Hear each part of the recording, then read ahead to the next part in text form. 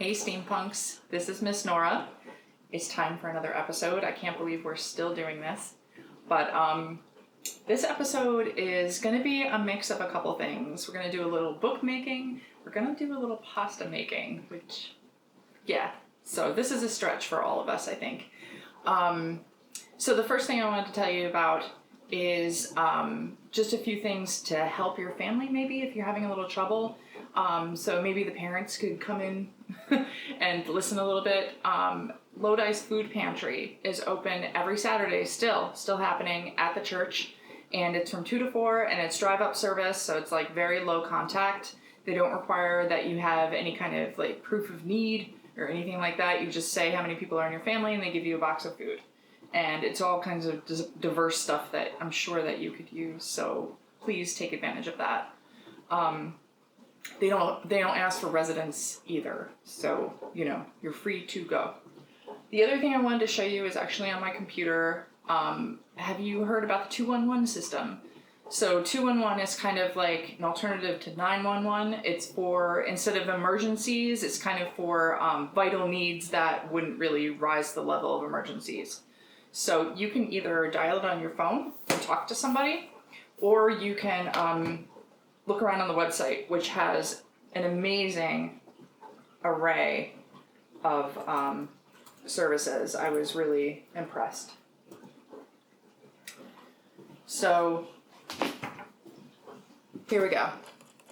It's called 211lifeline.org. As you can see, Seneca County is in there. There's a search, so you can just search what you want. You select your county. Or you can look down here. There's all these topics to browse. They have free printouts. They have ways that you can give back. Facts about Corona. I was just impressed with all the things, mental health, that you can seek services for. So I just wanted to let you guys know about this. This is 24/7. Please seek help if you need it. As always, Beth and I at the library are always checking our phones. So please leave a message at the library if you need something from one of us. And go ahead and use our email, youth@lodilibrary.net. Please email me. Just tell me how you're doing. One thing I wanted to offer to you that I offered to the Tech Tales group too is if you need printouts of anything. I know that it's very difficult, especially in Lodi, to make copies or printouts if you need them for school, if you need them to apply for, unemployment or anything like that, or just for recreational uses for your kids to keep them busy right now. Please email me and send an attachment. I'll print it out and I'll mail it to you. So feel free to do that too. Also, any of the things that I offer here, if you're like, I'd really like a printout of that, I can mail it to you. Another reason to email me is if you would like to be on our Lodi Library email list, because I'm really trying hard to put out like an email newsletter once a week. And I want to kind of keep on doing that even after this closure is over. I think it's a really nice personal way to kind of keep track of our patrons. So I would love to have you on there if you're not on there already. So I would say what would be a good idea right now is for everybody to press pause, maybe get themselves a snack, maybe get themselves a piece of paper of any kind. It can even be a piece of scrap paper, a pair of scissors, and maybe like a pen or a pencil, and then come back to me. So you're probably wondering why I decided to call this session Tomie Time. What inspired me was the passing of Tomie Depaola. He was a very famous writer and illustrator of children's books who passed away on Monday. He was 85 years old, so he had a nice long life. I have a few of his books here today, and I'm sure that they will be very familiar to you. So, Stregonona. I'm sure that you've read this or had it read to you, because that's a pretty popular one. I have a few others that I enjoy particularly. again, another witch one. Room on the Broom, which is like rhyming story that I really enjoy. And then also Tomie Depaola's Mother Goose, which is another really good one. And all three of these are in our collection at Lodi, amongst so many others.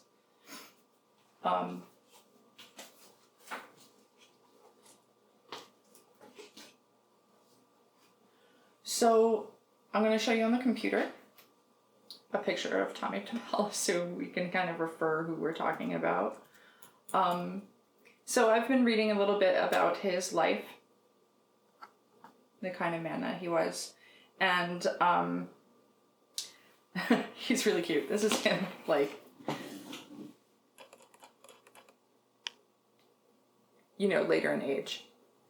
But Tomie Depaola says that he knew he wanted to be a writer when he was 4 years old, and he was already making books for his family when he was 9 years old. And I just thought that was like super sweet. And I wanted to kind of show you guys how to make your own book. Very simple book. It's called an instant book. And it's all it is folded paper.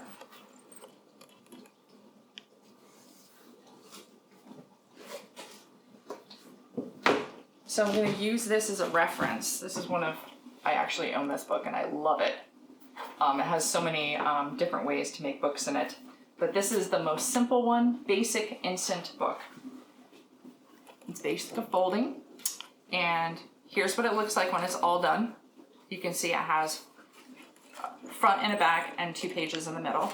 So I'll unfold mine and kind of like walk you through it.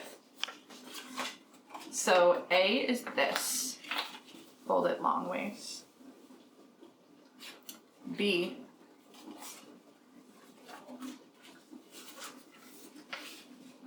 fold it over to the side like this. And then C, and fold it again. And C, you make little wings. You fold it to the middle. And it looks like this. And then what you do is you take your scissors, and right in the middle, you make 1 cut. And then you do E, and you grab both sides, put it down like this, and then just sort of like crease it. Decide where your front and back is going to be.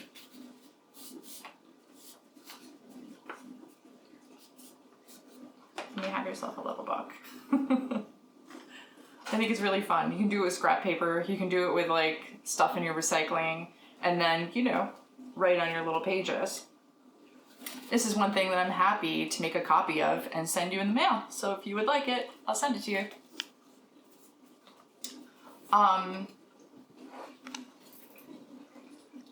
One thing I wanted to show you as a book possibility is on the computer, and it's called a quarantine time capsule. Usually I've heard of time capsules as things that you like bury in the ground and then years later you unearth them. This isn't really like this. It's more like capturing a moment in time, like this weird time with the pandemic and how your life has changed, and sort of like capture it so that you can look back on this document and kind of remember the way it was, because sometimes it's hard to remember without these touch points. So this is something that was created by Long Creations, her business is called, and she did it for free and distributed it on the web. So again, something I'm happy to print off and give to you. So you can see. And older kids, you might see this and be like, oh my god, this is like kind of for young kids, or this is for babies. I would say, even if you didn't use this actual thing, that this could serve as a nice template for you to like start your own. Oops, I'm sorry about that. So here, you are living through history right now. Take a moment to fill in these pages for your future self to look back on. And there's things to include to make it more like a scrapbook. But again, you can draw pictures. All about me, saying how old you are, and all the things that describe you, the things that you like. Again, so you can look back in time and see where you were. even your shoe size. How I'm feeling. I mean, this might be helpful for you too, just to like kind of process what's going on. Like think about how you're feeling about it. We spend our days kind of reacting to it.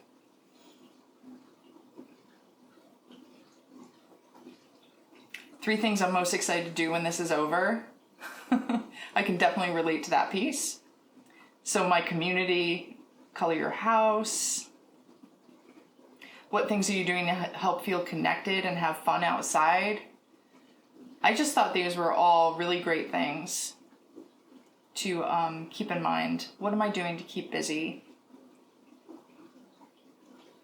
Handprints of everyone in your family. Special occasions. A lot of people had, birthdays. I think we're going to have Easter during a pandemic. So,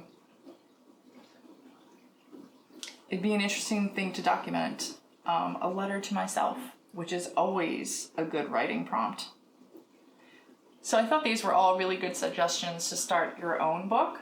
And again, I will include like a link to this in the show notes, but also I do not mind at all printing this off for you. So please ask if you would like it. I thought it was really cute. Okay, what's next in the hit parade? So next, I was going to read you a little story. Stregonona, where are you? There you are, dear.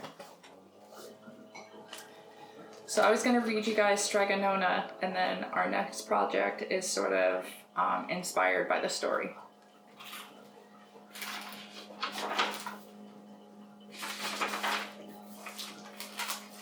Right. Get comfortable. In a town in Calabria a long time ago, there lived an old lady. Everyone called her Stregonona, which meant Grandma Witch.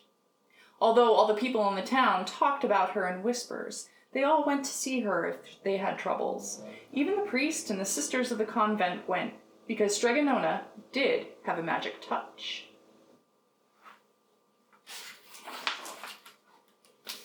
She would cure a headache with oil and water and a hairpin. She made special potions for the girls who wanted husbands, and she was very good at getting rid of warts. But Stregonona was getting old, and she needed someone to help her keep her little house and garden, so she put up a sign in the town square.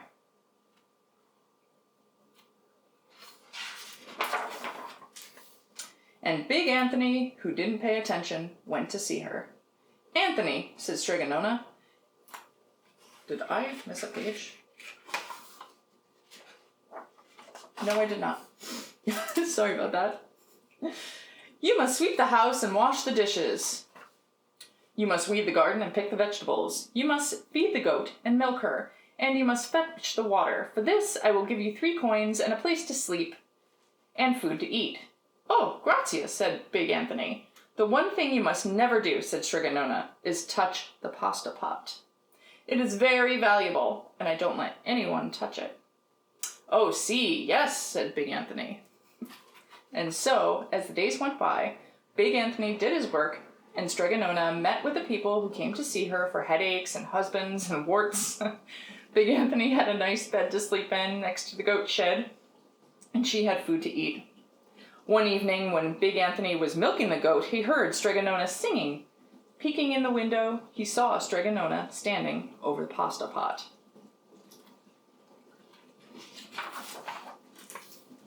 She sang, "Bubble, bubble, pasta pot, boil me up some pasta nice and hot.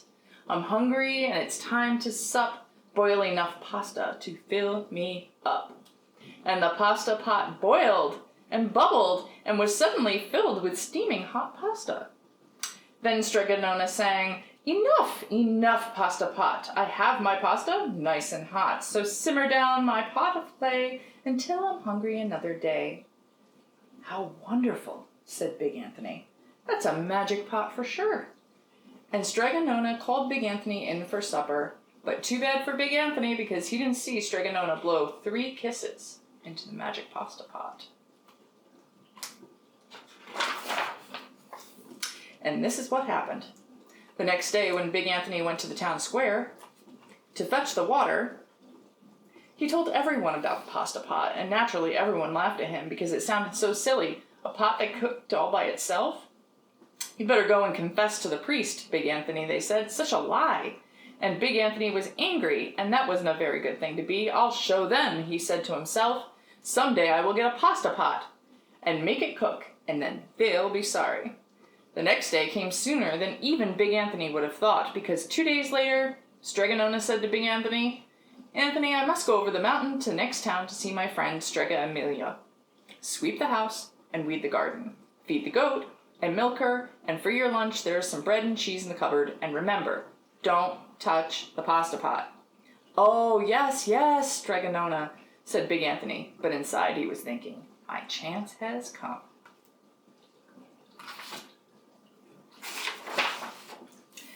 As soon as Stregonona was out of sight, Big Anthony went inside. He pulled the pasta pot off the shelf and put it on the floor. "Now let's see if I can remember those words," said Big Anthony. And Big Anthony sang, "Bubble, bubble, pasta pot. Boil some pasta, nice and hot. I'm hungry and it's time to sup. Boil enough pasta to fill me up." And sure enough, the pot boiled and bubbled and began to fill up with pasta. "Aha," said Big Anthony. And he ran to the town square, jumped on the fountain and shouted, "Everyone get forks and plates and platters and bowls, pasta for all at Stregonona's house. Big Anthony has made the magic pasta pot work." Of course, everyone laughed, but ran home to get forks and plates and platters and bowls. And sure enough, when they got to Stregonona's, the pasta pot was so full that it started to begin to overflow. Big Anthony was a hero. He scooped out pasta and filled the plates and platters and bowls. There was more than enough for all the townspeople, including the priest and her sisters from the convent, and some people came back for 2 or 3 helpings, but the pot was never empty.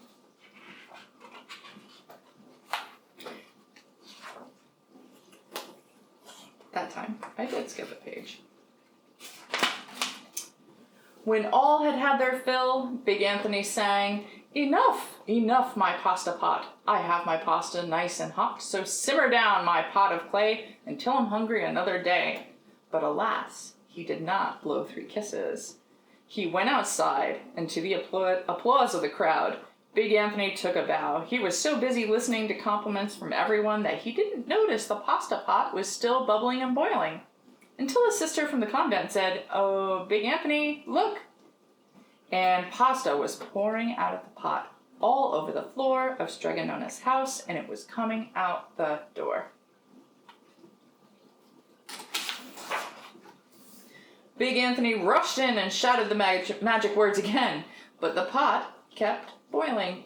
He took the pot off the floor, but pasta kept on pouring from it. Big Anthony grabbed a cover and put it on the pot and sat on it, but the pasta raised the cover, and Big Anthony as well, and spilled on the floor of Stregonona's house. "Stop!" yelled Big Anthony, but the pasta did not stop, and if someone hadn't grabbed poor Big Anthony, it would have covered him up. The pasta had all but filled the little house. Out of the windows and through the doors came the pasta, and the pot kept right on boiling. The townspeople began to worry. "Do something, Big Anthony," they shouted. Big Anthony sang the magic song again, but without the 3 kisses, it did no good. And by the time the pasta was on its way down the road, and all the people were running to keep ahead of it. "We must protect our town from the pasta," shouted the mayor. "Get mattresses, tables, doors, anything to make a barricade." But even that didn't work. The pot kept bubbling, and the pasta kept coming.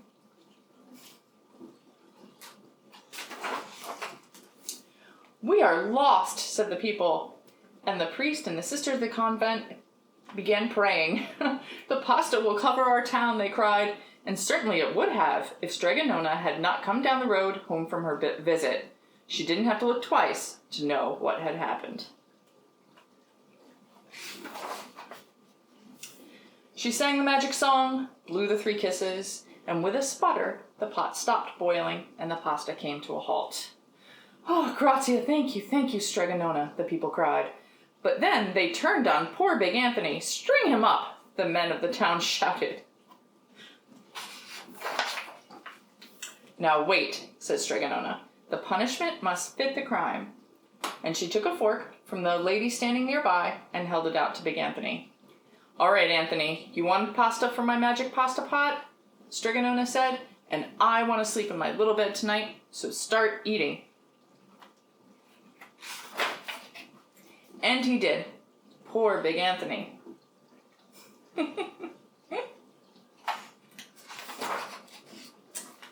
The end.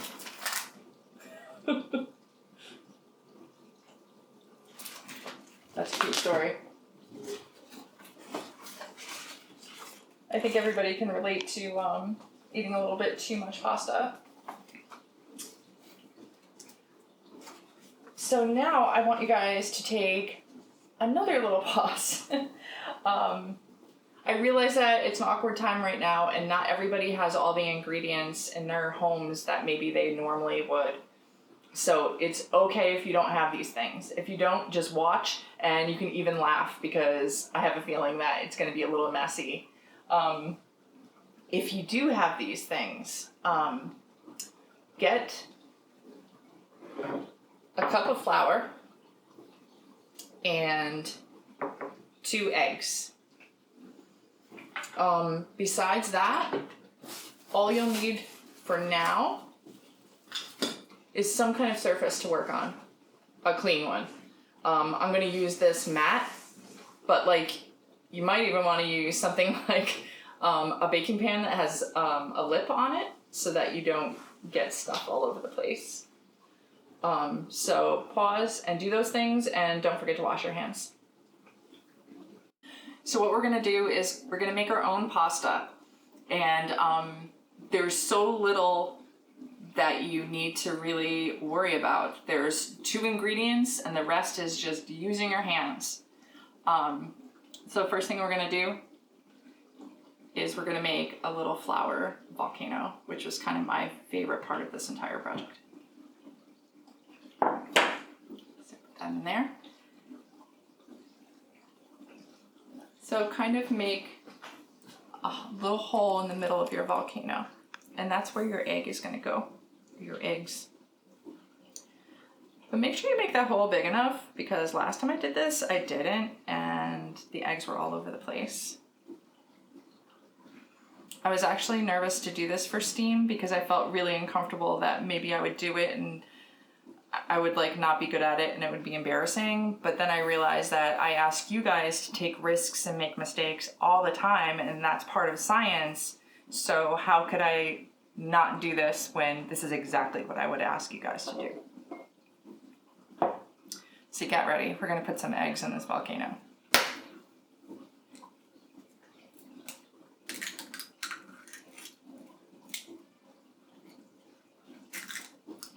Again, I'm having doubts about the size of my volcano hole. There's just... Is that right?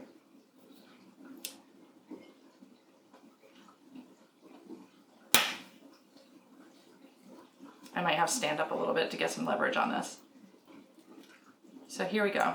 2 eggs. They fit in the hole almost.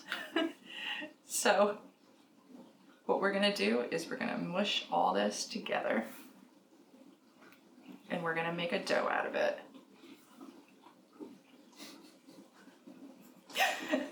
Mr. Nora is laughing because he's like, this is so gross. And you're gonna have moments of like crisis of faith about this. Like, is this going to turn into anything? Trust me, it does. You're doing this and it's very sticky right now, but all of a sudden it'll stop being sticky.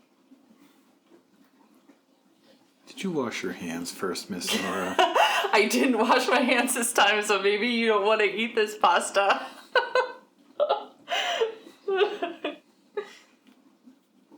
But keep going, make a dough out of it.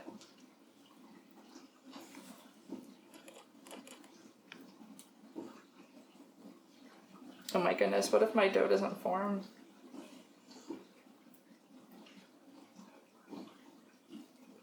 Do you guys remember when we made kinetic stand? That was so fun. And I remember Miss Stacy was so awesome how she just kept on trying over and over again and just making little tweaks and making it better every time.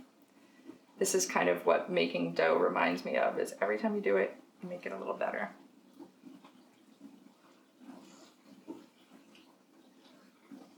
All right, here's a dough ball happening. At a certain point, you'll feel things start to solidify, and you end up with something like this. And make stuff stick to it. Gosh, this is making me so uncomfortable. Lean into that discomfort. Make your dough ball.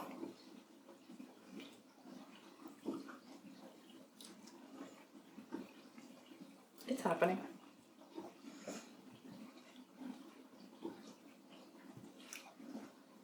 Mr. Nora, were you doubting me?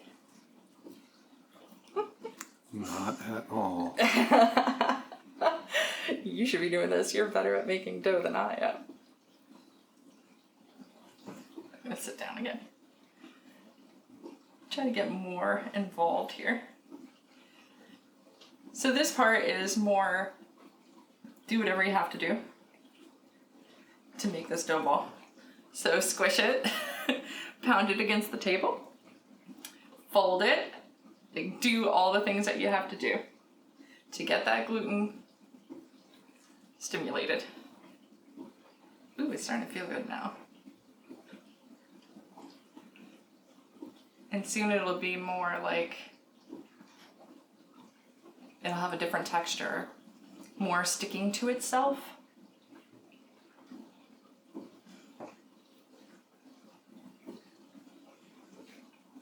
And once you feel like you have it as good as it's gonna get, which is close to now, wrap it up. It's gonna take a little nap. So you're supposed to let it rest for about 30 minutes.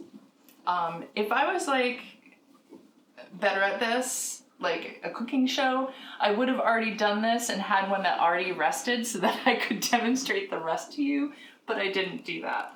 So I'm just gonna describe to you what you're going to do next. It's killing me that I have all this stuff on my hands, but we're gonna be okay. So the next thing you would have to do after it's rested for 30 minutes is you would put it on a clean surface. You would use either a rolling pin or something rolling pin-like. So what are other things you could use? Something round and heavy. I'm thinking maybe a can, a can of vegetables, say, or a can of anything that has like a certain weight to it and it's also round and heavy. And just make sure that it's clean. You could use that as a rolling pin. My daughter told me that she used a bottle of olive oil and that worked really well as a rolling pin. Or you can use an actual one if you have one in your house. What about a chihuahua? You would not use a chihuahua. Unless I give consent. Takes. Look. There he is. He likes to eat pasta too. So roll it out as thin as you possibly can, and it's kind of hard to do, so, really work it. Get it as thin as possible. And then you can cut it into any shape that you want. I'll show you the ones I made yesterday. I made little bow ties. They're so cute. They were a little too thick though. Like next time I make them, or when I use this dough ball, I'm gonna make them a lot thinner than I did. I added a little butter and a little Parmesan cheese and I just ate them. And they tasted really good actually. So I used a pizza cutter to cut my pasta into shapes, but you can just use a bread knife. Like, you don't have to go very crazy. Any shape that you want, as long as it's thin. And then when you cook it, you put it into boiling water. Only cook it for like 3 minutes, which I know threw me too. But the thing is, fresh pasta is not dry pasta. It's not the same thing. When it's fresh, it cooks super fast. So 3 minutes, and then it's done. This was basically all I had to share with you. I'm kind of excited that maybe you'll email me and like show me your pasta. That would be really cool. Okay, so I'll see you next week. Look at my hands. Bye.